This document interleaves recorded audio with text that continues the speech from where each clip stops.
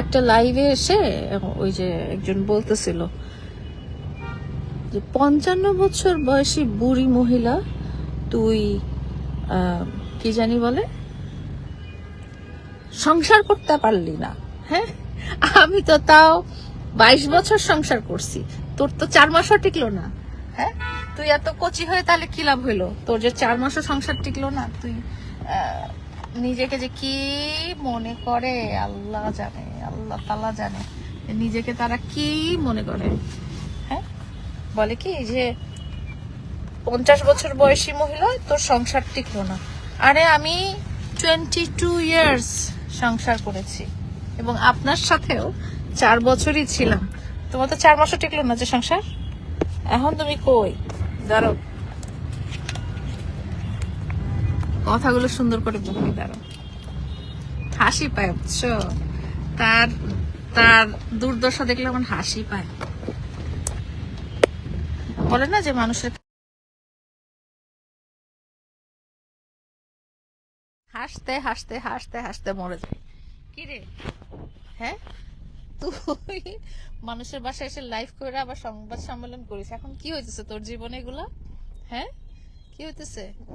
আমাকে বলে তাকে নাকি আমি 4 বছর আমার বাসায় বন্দি করে রেখেছিলাম। তারপরে যখন তার ওই যে ওয়াইফ বলতেছিল যে আমাকে মেরে 4টা মাস আমাকে বাসায় বন্দি করে রেখেছে, মুখের দাগগুলো ঠিক না হওয়া পর্যন্ত বের হতে দিত না, মানে দাসী বানিয়ে রেখেছিল বাসার। তো সেটার উত্তরে আবার তুই বললি কেমন করে 4 মাস মানুষকে দাসী বানিয়ে রেখেছে। তুই যেমন করে 4 বছর বলছিস যে তোকে নাকি আমি 4 বছর ধরে আটকায় রেখে দিয়েছিলাম। কত বড় ফাউল হইতে পারে একটা মানুষ দুনিয়াতে, যে একে না দেখলে বোঝা যায় না যে কত বড় একটা ফাউল হইতে পারে। আর প্রতিটা কথায় বলে কি, হ্যাঁ যদি এইটা সত্যি না প্রমাণ পান তাহলে আমার গালে 2টা জুতা মারবেন। যদি এটা সত্যি প্রমাণ না পান তাহলে আপনি যেই শাস্তি দিবেন, আর সবগুলাই তো সত্যি প্রমাণ পাওয়া গেছে। তোরা এখন কে জুতা মারবে আর কে তোরে যা ইচ্ছা তাই শাস্তি দিবে? কারো তো টাইম নাই, কারো তো রুচি নাই। নর্দমার কিট, ওয়ার্ম অফ ড্রেন, না ড্রেনের ওয়ার্ম, নর্দমার কিট একটা, টোকাই, বস্তি, ছাপরি, যত সব। রিভেঞ্জ অফ নেচার তো আছেই, তারপরে না দুনিয়ার মানুষই তোরে শাস্তি দিবে। হ্যাঁ, আর ওই যে আপনারা যারা টিকটকে বসে তাকে ওই যে গিফট দেন, ভাই আপনাদের টাকা পয়সা বেশি হয়ে গেলে এতিমখানায় দান করেন। হ্যাঁ, আপনাদের যদি টাকা পয়সা বেশি হয়ে যায়, আপনাদের যদি ধন সম্পদ বেশি হয়ে যায়, এই টোকাই, ছাপরি, অপরাধী, প্রতারককে দিবেন না।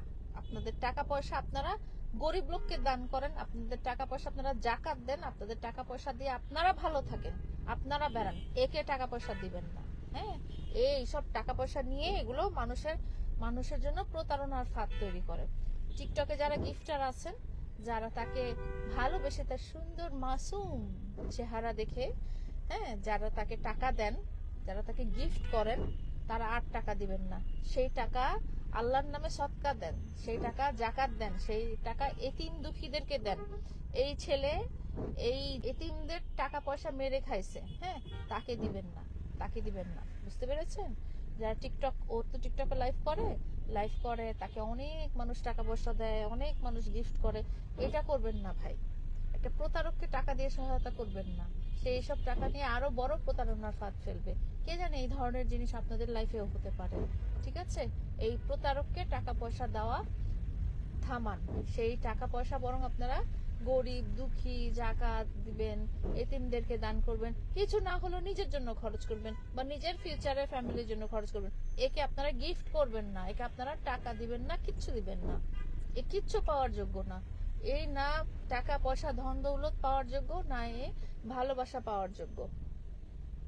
এরকম মানে প্রতারক চক্রকে কেউ সাপোর্ট করা উচিত না। আমি আবার এর মধ্যে দেখলাম অনেক মহিলারা আবার তাকে সাপোর্ট করে করে কথা বলতেছে, না তার কোনো দোষ নেই, সে ছোট মানুষ। আরে তো তুই নিয়ে বিয়ে করে বসে থাক, ছোট মানুষ। তুমি জানো, হ্যাঁ তুমি জানো ওর বয়স কত? ওর বয়স কত? ও কি ধরনের অপরাধী? বলে যে না আসলে আমরা চিনি, আমাদের ভাই। লজ্জা লাগে না এরকম এরকম নরকের কীটকে ভাই বলতে? এরকম একটা নরকের কীট, একে ভাই বলতে লজ্জা লাগে না আপনাদের? যেসব মহিলারা ওকে সাপোর্ট করেন, আপনারা টিকটকে বসে বসে, টিকটকে লাইভে বসে বসে ওকে সাপোর্ট করেন, তাদের লজ্জা হওয়া উচিত। এরকম নর্দমার পোকাকে, হ্যাঁ, এরকম কি বলবো, সমাজ নষ্টকারীকে, এই ধরনের অপরাধীকে, এই ধরনের প্রতারক চক্র, সংঘবদ্ধ প্রতারক চক্রকে কখনো সাপোর্ট করা উচিত না। যারা বড় বড় গলায় একে ভাই বলেন, তাদের প্রতি মানে লজ্জা লজ্জা লজ্জা। আপনারা কোন মুখে এই ধরনের মানুষকে ভাই বলেন? হ্যাঁ, এ আমাকে যেভাবে মেরেছে, এই নারীকে যেভাবে মেরেছে, এবং আরো অনেক নারীকে যেভাবে মেরেছে, তাতে তো মানে এর প্রতি মব হওয়ার কথা, যেখানে যাওয়া উচিত সেখানে গণধোলাই পাওয়ার কথা। একে আপনারা বাসা ভাড়া দেন কেন? একে আপনারা সামাজিক ভাবে কেন উপরে তুলেন?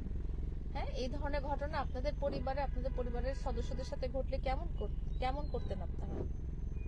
যাই হোক, তো এই এই টোকাইকে বলতেছি, কি রে টোকাই, 4 মাস তো সংসার করতে পারলি না, হ্যাঁ, আবার মানুষকে বড় বড় কথা বলিস।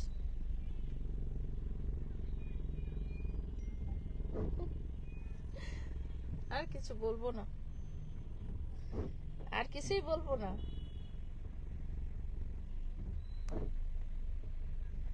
আর কিছুই বলবো না। তোরা